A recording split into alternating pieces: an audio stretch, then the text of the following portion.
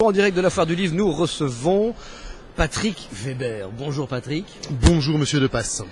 Ça en fait des livres que vous publiez ces derniers temps. C'est un peu calmé là. Les romans. Oui, mais si on envisage ces derniers temps par ces derniers jours, oui. D'accord. Si on dit ces derniers mois. Peut-être, oui. Et quelques bandes dessinées aussi. Mais ça, c'est un livre, je tiens à dire, qui n'était absolument pas prévu en fait. C'était ce qu'on appelle un livre de... Un livre commande, on ose le dire. Pas du tout. Non. Alors justement pas, c'est le contraire d'un livre de commande en fait. J'ai l'habitude d'aller passer une partie de l'été en Italie. Oui. Et quand je suis rentré en Belgique au mois de septembre, je pensais, parce que j'ai pas tellement suivi, je n'ai pas été voir sur internet, je me suis pas trop intéressé à ce qui se passait. Je pensais qu'on aurait un gouvernement, un premier ministre, plein de trucs. Et en fait, je suis rentré en Belgique et je me suis rendu compte qu'on avait toujours rien, mais qu'en revanche, il y avait plein de drapeaux belges partout aux fenêtres et que ce qui ressemblait à une farce un peu avant les vacances était tout doucement en train de tourner un peu vinaigre à la rentrée. Et j'en ai beaucoup parlé autour de moi, à des collègues, à des journalistes et tout. Et c'est vrai que je me suis rendu compte que depuis que je travaille, là, ça fait, j'ai, on va dire 40 ans, enfin 41, et ça fait 20 ans qu'on m'explique sur tous les tons tout ce qui nous sépare toujours entre le Nord et le Sud.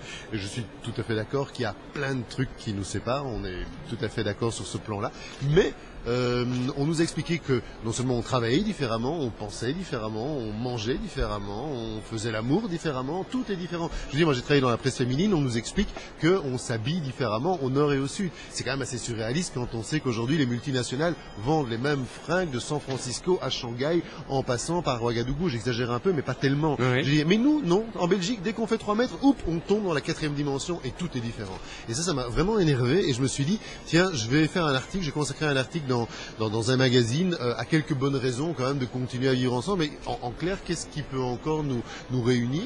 Et en fait, au fur et à mesure qu'on en cherchait, j'en parlais avec des copains et des copines flamands et francophones, et on en avait de plus en plus. Et bon, pour finir, on en avait près de 500. Et j'ai dégrossi tout ça et j'en ai gardé 365 pour se dire, tiens, voilà, tous les matins quand on se lève, on en lit une et on se dit, bon, ben, c'est une de ces raisons qui peuvent être gastronomiques, historiques, géographiques, économiques, folkloriques, mais qui tournent autour de ce concept de belgitude. Alors parlons de gastronomie, samouraï andalouse, tartare américaine, mayo, béarnaise ou pickles.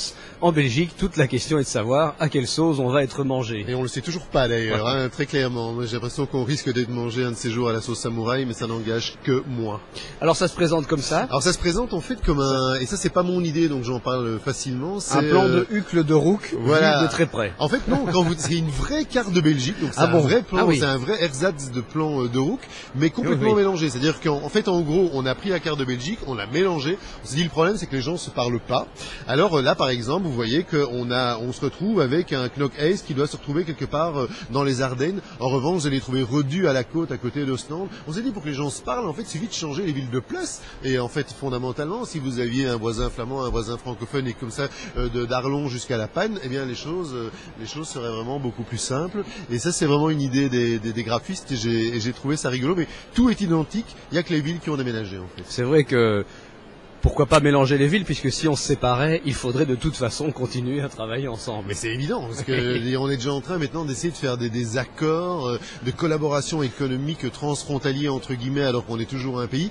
Et je vous fiche mon billet que si un jour on devait divorcer, le premier truc qu'on va faire, c'est essayer de retravailler ensemble. On est bien obligé, on fait pas l'Europe pour rien depuis un demi-siècle. On va pas forcément se priver d'un marché. Et les Flamands comme les francophones, mais en l'occurrence les Flamands ne sont pas fous, ils savent très très bien qu'ils ont vraiment besoin du marché sud pour se développer, pour exister. Petite question, il y a une traduction en néerlandais?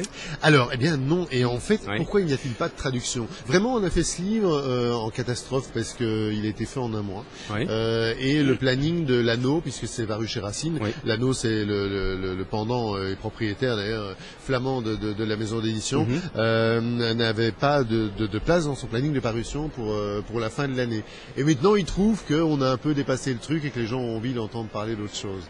Donc voilà, la Belgique est une réalité encore, mais il faut un peu se battre tous les jours. Et pourtant la situation est toujours aussi grave, même s'il y a un gouvernement, je trouve qu'il y a encore plus de raisons de s'alarmer maintenant qu'il y a quelques mois. Complètement. Et alors, il y a une raison que j'aime bien en fait, parce que je cherchais un petit peu là dans l'annuaire. Vous savez, pour le moment, Belgique, on se trouve quand même assez haut dans la liste quand vous cherchez les indicatifs nationaux et tout. Avec le B, on est pas mal placé. Alors si on devenait indépendant, vous auriez Wallonie et Vlaandre, donc on se retrouverait déjà à la fin du truc, ce qui est déjà un peu moins bien. Mais surtout, en fait, ce qui est drôle quand on regarde, c'est qu'on serait séparés uniquement par un territoire qui est Wallis et Futuna, qui est indépendant. Donc je me dis, à quoi ça sert de se séparer? On va se retrouver en fin de liste avec un atoll du Pacifique entre nous, alors que franchement, on restera de toute façon très proches les uns des autres. On peut faire ce qu'on veut, de toute façon, on ne se quittera jamais tout à fait. C'est la 66e raison, celle des années bissextiles. Voilà, oui, c'est ça. Patrick, merci beaucoup. Bientôt un prochain roman. Il y a un roman là que je termine qui est la suite de Viking. En fait, c'était pas la suite n'était pas prévue, et comme le bouquin a bien fonctionné et que j'étais un peu triste de laisser le héros comme ça, donc le héros reste mon héros, mais on change complètement d'univers. On se retrouve une dizaine d'années plus tard et on part sur les traces des Cathares, en fait, dans le sud-ouest, dans le Languedoc, en reprenant toujours cette idée, en fait, de ces fouilles qui ont été faites pendant la Deuxième Guerre mondiale, qui cette fois-ci concernent les Cathares, et un personnage qui a vraiment existé, qui s'appelle Otto Rahn, qui est un Allemand qui est allé fouiller sur les traces du Graal au début des années 30, en fait, dans la région. Oui, avec un petit fond aventurier de l'Arche perdue. Je vous assure que j'ai jamais vu les aventuriers là, c'est incroyable. Et on me le dit, oui, c'est moi. Non, et là j'ose plus le voir parce que je vais avoir envie de m'en inspirer, donc ça va. Patrick Weber, merci beaucoup.